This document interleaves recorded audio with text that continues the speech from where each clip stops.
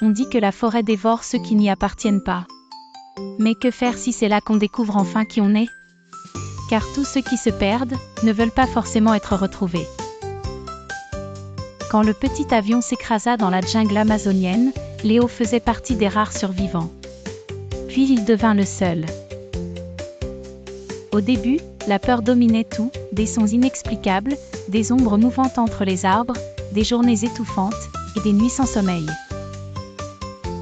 Mais il comprit vite que la forêt ne tue que ceux qui la craignent.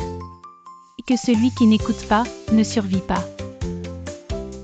Léo apprit de la nature, il suivait les fourmis pour trouver de l'eau, observait les oiseaux pour éviter les dangers, et construisait son abri avec les arbres qu'il redoutait autrefois. Après plusieurs semaines, il sentit des présences.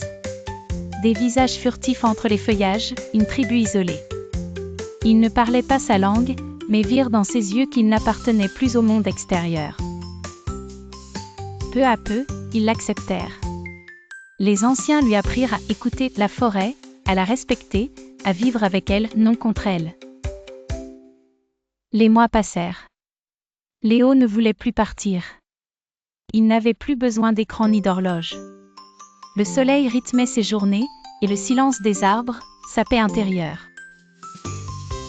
Quand les secours arrivèrent enfin, ils le trouvèrent au bord d'une rivière, un bâton de chasse à la main, le corps couvert de symboles tribaux.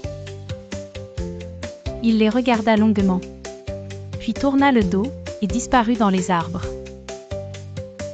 Il ne s'était pas perdu. Il avait simplement trouvé l'endroit où il n'avait plus besoin d'être sauvé.